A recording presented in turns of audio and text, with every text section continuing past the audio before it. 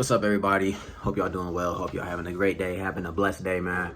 Today, I just wanted to come on here and talk about how Gen Z is basically doomed, bro.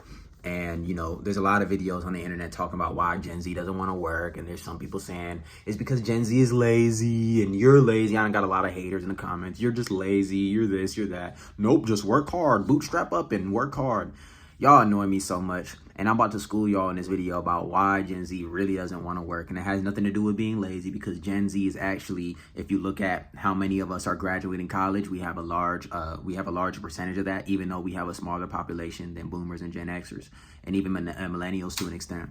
We have a larger population of people that are actually getting employed, right? So the problem is not even that we just straight up don't want to work. The problem is not that we are lazy. The problem is not that we're all just wanting to chase our passions. We understand that we got to grind, but the problem really lies in the fact that no matter how hard we grind, we're screwed. We will never be able to build wealth because we will never be able to own homes, right? We are not going to be able to afford anything. And let me break down why, right? Let's look at homes, because owning a home is like a staple. It's an adult thing, stability, right? There's a lot of responsibilities that come with a home, right? And there's status that comes with a home. You are a stable adult, right? Being a homeowner is like the symbol of like, okay, like you actually did something with your life, kind of, right? Not to say that, you know, if you don't own a home that you're a nobody, but you get what I'm trying to say. You know what I mean? If you own a home, you're generally seen as somewhat successful to most people, right?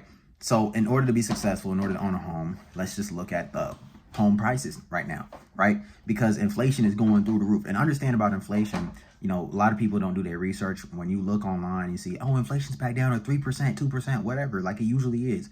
That doesn't mean anything because it stacks, it's compound. So if last year inflation was 8, 9, 10, 11%, understand that the regular 2 and 3% is stacking on top of that this year. We're not going backwards. We're continuing to go forward, but we just building on top of that big jump that we had. Okay. So inflation is only going to continue to get worse because wages are not rising with it, bro. Wages are not able to cover inflation, and it's making it very difficult. But it's even deeper than that, right? So back to like what I was saying about homes, right? In California, the average starter home is $600,000 to $700,000. Now you might just say, well, that's just California. This is happening all over. This is happening in Alabama. This is happening in Alaska. This is happening in Arkansas and Texas. Because understand that it's ratios, right? If you go to these other states, I was about to say countries, but if you go to these other states, they make less money, right? That the jobs pay less because the cost of living is lower in these states.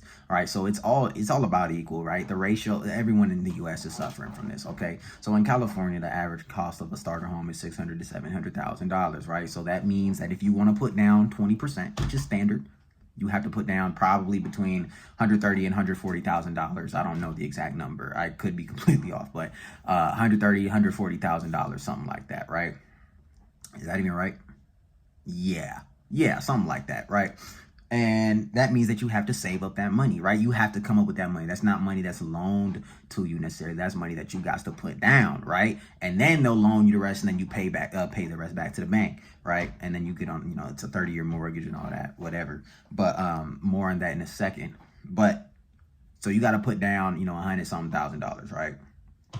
So with that being said, you got to save up all this money in order to just put a down payment, right? And if you don't put this down payment, understand that like your interest, if you pay less than that, you could pay like 5%, I guess. You do 10%, but your interest rate will be so crazy that it won't even matter. But let's say that you want to put down this 20% down payment, right?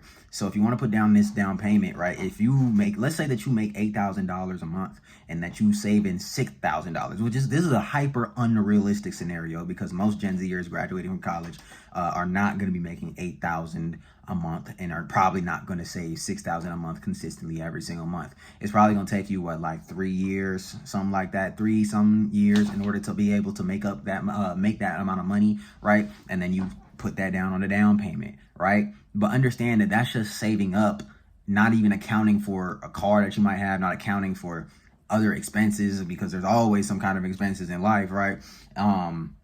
Always bills coming, always bills to be paid, always rent due and stuff like that if you not living with your parents, right? But let's say you save up that much and for those 3 years you just put your head down, didn't spend money on anything, right? And you just saved up all that money for those 3 years, right? Then once you put that money down, what do you have left? You know what I'm saying? You don't really have much money left. And the problem is that now you got to pay this 30-year mortgage off, right? You got to pay this loan back. And this loan is typically 30 years, right? And you paying about, depending on how much your house is, it could be $4,000, $5,000, $6,000 for this house every single month. Now they recommend that you should never go above at most like 40%.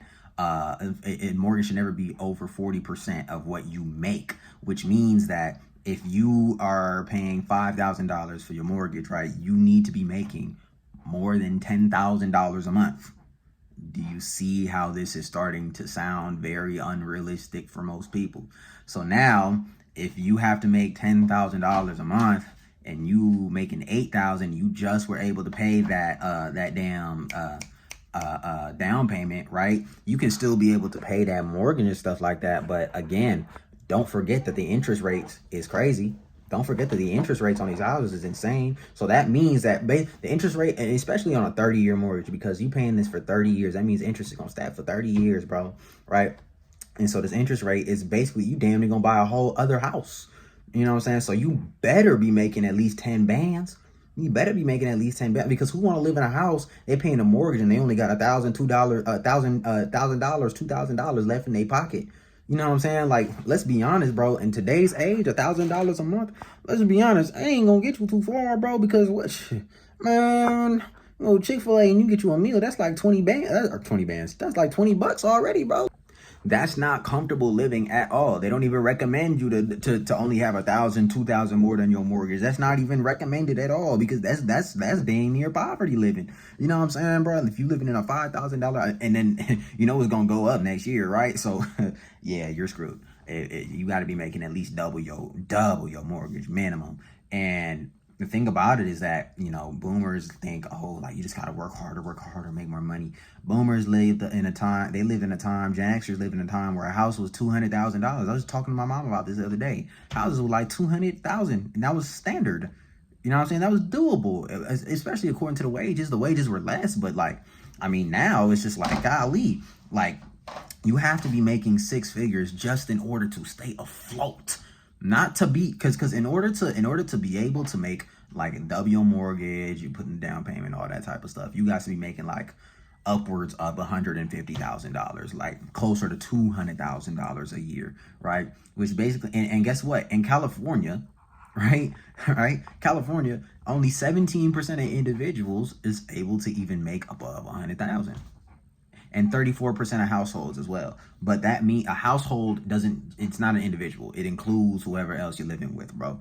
Right? So basically what I'm saying is there's very few people that's actually able to afford a house. And I say in California, but again, everybody's dealing with this to some extent. Maybe some states are a bit better, some states are, but we all feeling the squeeze right now, bro. I'm gonna be honest with you. So in order to get a house, you need to be in the top 15% of like earners, bro, in your state. I'm not even gonna lie. You got to be in the top, and most jobs are just not paying that. You know what I'm saying? Especially not, obviously not the college grads, because the way it works, you're supposed to work, grind is 9 to 5, and you work your way up. Obviously, you're supposed to work your way up the ladder, but the problem is, that now you run into a whole host of problems, because when you climb up this ladder, is you still making enough? When you climb up this ladder, you got to understand now it becomes a lot of nepotism, people that have been working for years and years in your way. And I understand, we all got to play our part, pay our dues, and we got to wait for some people to leave certain positions. But at the same time, understand that now the people that are most deserving, people that work the hardest, are no longer getting these jobs. It's whoever It's connections, bro. It's connections, bro. People that don't even have degrees. You know what I'm saying? Sons of CEOs and stuff like that are taking your positions, bro. They're taking your positions. And understand that inflation is only continuing to increase. All this to say that we're fucked. We're not going to have enough money. And the thing is, let's say that you even make enough to have a house. Do you understand that a 30-year mortgage is kind of crazy, right? You're not going to ever own that house probably, bro. Let's just be honest, right? Because you're committing to staying in that house for 30 years, right? And paying it off for 30 years, bro. You got to understand this. You probably ain't know, there's a good chance, a lot of people ain't even paid off their mortgage, bro. Most people ain't paid off their mortgage, bro. They don't own their house, bro. They don't own their house. You know what I'm saying? They sell it, they move somewhere else, right? And Gen Z definitely ain't gonna be able to do it, bro. not with how the wages is going, not with how inflation is going out the roof. I mean, it's so easy to just blame everything on inflation, but like real shit, you know what I'm saying? And I don't know the reasons why. I'm not smart enough to know that. If there's any, economists or something down below, then you could let me know why. But, at the end of the day, it's just looking cooked. And this is why we don't want to work. We don't want to work because we know it's damn near futile. We know that we damn near gonna have to rent for the rest of our lives, bro. It's the only it almost seem more practical. You know what I'm saying? I mean, not really, but it's looking really bad out here for us, man. Like, we're not gonna be able to own nothing, which means that we will never be able to build generational wealth, because wealth is more than just money. Wealth is also property. Wealth is being able to give your kids something, more than that's a property, you know what I'm saying? Some land, you know what I mean, that has monetary value so that they can sell or they can live there themselves. That's what generational wealth truly is. It's not just having a whole lot of money in the bank. I mean, that's partially it, but you have to own stuff. And when you don't own anything, it's going to be very difficult for you to, build generational wealth. You know what I mean? But all that to say, that's the reason why Gen Z really don't want to work, because it's very, very futile. And I understand it's not supposed to be easy. I know other generations worked hard. No disrespect to y'all at all. Like, I know y'all worked hard for what y'all had. But at the same time, respectfully, man, this day and age, it may not be the worst ever times, like at least we ain't slaves or nothing, but like, people are not understanding. People are not very considerate of what we going through right now, man. And they not understanding that Gen Z is actually like low-key cooked. And it's not impossible to do. Like, I'm not saying that nobody could do this, you know what I mean? And I'm not telling y'all to give up, but I'm just showing y'all why a lot of Gen Z don't want to work. It's like, damn, like, you mean to tell me that I gotta put in, 3-4 years of work just to be able to put this down payment down, and then like on top of that, I gotta find me another job that basically make me earn damn near $200,000 just to be able to stay afloat in a starter home. And now I know what y'all saying too. Y'all probably saying, well, the easy fix of that is, live with someone else, get married so that you can combine your savings and stuff like that. I mean, that's a whole other topic for something different, because less and less people are getting in relationships, less and less people are getting laid. That's just not happening. Less and less, couples are had, and when there's less and less couples, there's less and less families, there's less and less people that are able to pool their money together, right? You know what I mean? That's why you see a lot of roommates living with each other and stuff like that, because they pulling their stuff together, but both of them is broke and shit.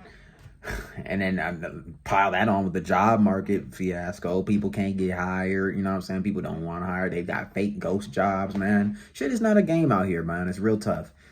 But anyway, man, I just wanted to make a more in-depth video on why Gen Z is not wanting to work. It has nothing to do with us just being lazy. You know what I'm saying? Let me know what y'all think in the comment section. I'm out. Peace.